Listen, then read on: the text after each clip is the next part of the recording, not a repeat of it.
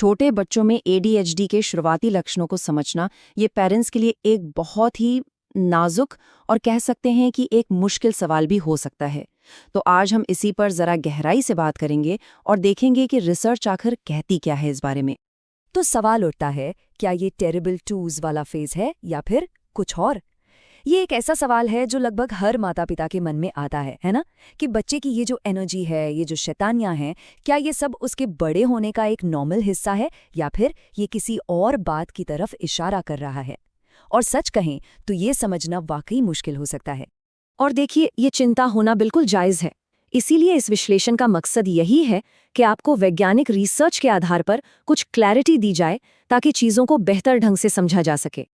अच्छा, तो चलिए सबसे पहले ये समझते हैं कि एक्सपर्ट्स आखिर देखते क्या हैं। मतलब वो कौन से बिहेवियर्स हैं जिन पर ध्यान दिया जाता है, क्योंकि ये सिर्फ एक मुश्किल बच्चा होने से कहीं ज्यादा गहरी बात है। तो यहाँ सबसे ज़रूरी बात पता है क्या है? ये कि हम किसी एक दो दिन की बात नहीं कर रहे हैं। ये किसी एक घटना के बारे में नहीं है, बल्कि ये उन व्यवहारों का एक पैटर्न है जो कम से कम 6 महीने तक लगातार दिखाई देता है। और यही वो चीज़ है जो इसे एक बच्चे के सामान्य बचपन से अलग करती है। और ये जो उदाहरण है ना, ये काफ़ी दिलचस्प है। ये सीधे उन रेटिंग स्केल से लिए गए हैं जिनका इस्तेमाल डॉक्टर्स और क्लिनिशियंस करते हैं। तो इससे होता क्या है कि जो अस्पष्ट बातें हैं वो एकदम ठोस उदाहरणों में बदल जाती हैं। जैसे आप देख सकते हैं, इनको 3 मेन कैटेगरीज में बांटा गया है। ध्यान की कमी यानी इनअटेंशन, फिर है हाइपर एक्टिविटी और आखिर में इम्पल्सिव बिहेवियर। अच्छा, अब ये जानना भी जरूरी है कि समय के साथ ये बिहेवियर बदलता कैसे है, क्योंकि सब बच्चे एक जैसे नहीं होते, है ना? मैसाचुसेट्स यूनिवर्सिटी के एक स्टडी से एक बहुत ही इंटरेस्टिंग बात सामने आई है कि हर बच्चा एक ही रास्ते पर नहीं चलता। देखिए, इस रिसर्च में खास तौर पर 2 से 4 साल के बच्चों पर फोकस किया गया था, ये देखने के लिए कि प्री स्कूल की उम्र तक पहुंचते पहुंचते उनके व्यवहार में क्या बदलाव आते हैं। और ये जो उम्र होती है ना, ये डेवलपमेंट के लिहाज से बहुत ही इंपॉर्टेंट होती है। अब जरा इस चार्ट को देखिए, इसे देखकर थोड़ी राहत मिल सकती है। आप देखिए, लगभग आधे बच्चे यानी 48% कम लक्षण वाले ग्रुप में आते हैं। इसका सीधा सा मतलब यह है कि ज्यादातर बच्चों में जो इस तरह के लक्षण दिखते भी हैं, वो आगे चलकर कोई बड़ी चिंता का कारण नहीं बनते। तो ये जो 4 रास्ते हैं, ये हमें एक फ्रेमवर्क देते हैं।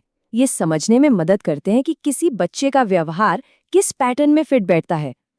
और सबसे दिलचस्प बात क्या है, जिसे हम आमतौर पर टेरिबल टूज कहते हैं ना, वो असल में सिर्फ 16% बच्चों में ही दिखता है, जो समय के साथ फिर ठीक हो जाते हैं।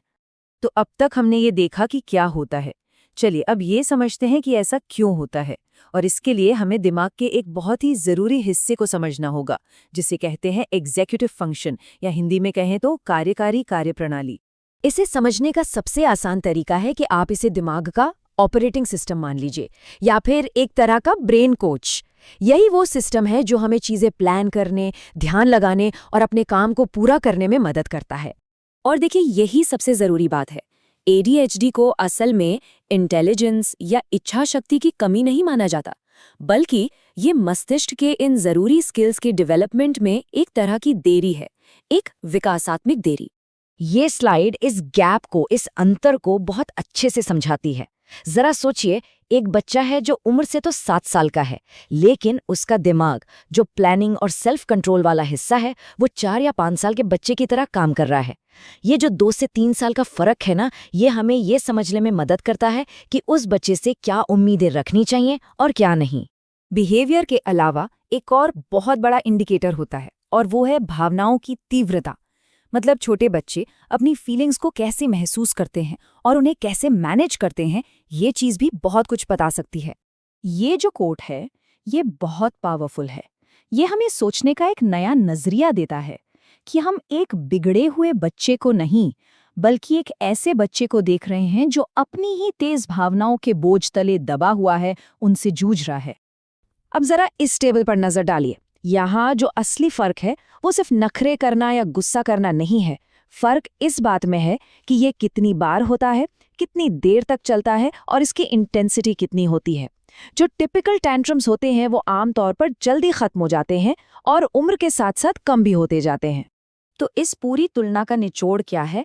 निचोड़ ये है कि जब इमोशनल रिएक्शन छोटी छोटी बातों पर बहुत ज्यादा हो, मतलब बिल्कुल प्रोपोर्शन से बाहर, और बच्चे को शांत होने में बहुत ज्यादा वक्त लगे, तो ये एक ऐसा साइन हो सकता है जिस पर ध्यान देने की जरूरत है। ठीक है, तो अब तक हमने लक्षणों को समझा। अब बात करते हैं समाधान की, सपोर्ट की। और यहाँ पर फोकस सिर्फ बिहेवियर को ठीक करने पर नहीं होना चाहिए, बल्कि बच्चे को मजबूत बनाने और ज़रूरी स्किल्स सिखाने पर होना चाहिए। इसको ऐसे समझ सकते हैं कि पेरेंट्स का जो सपोर्ट है वो एक बाहरी ढांचे, एक स्कैफोल्डिंग की तरह काम करता है। ये बच्चे को तब तक सहारा देता है जब तक वो अपने अंदर के ऑपरेटिंग सिस्टम को, अपने स्किल्स को खुद मजबूत नहीं कर लेता। तो सवाल है कि ये सपोर्ट दिया कैसे जाए? यहाँ कुछ प्रैक्टिकल स्टेप्स हैं। सबसे पहला और सबसे ज़रूरी, उनकी भावनाओं को वैलिडेशन दे। शांति से स्वीकार करे कि वो परेशान है, भले ही वजह आपको छोटी लग रही हो। इससे उन्हें लगता है कि उन्हें सुना और समझा जा रहा है और वो सुरक्षित महसूस करते हैं। और आखिर में ये सवाल इस पूरी बातचीत का निचोड़ है, हम अपना फोकस बच्चे के बिहेवियर को मैनेज करने से हटाकर उसे जिंदगी के लिए ज़रूरी स्किल्स बनाने में मदद करने पर कैसे शिफ्ट कर सकते हैं। ये सोचने का एक बिल्कुल नया तरीका है, प्रॉब्लम को कंट्रोल करने के बजाय बच्चे की क्षमता को बढ़ाने का।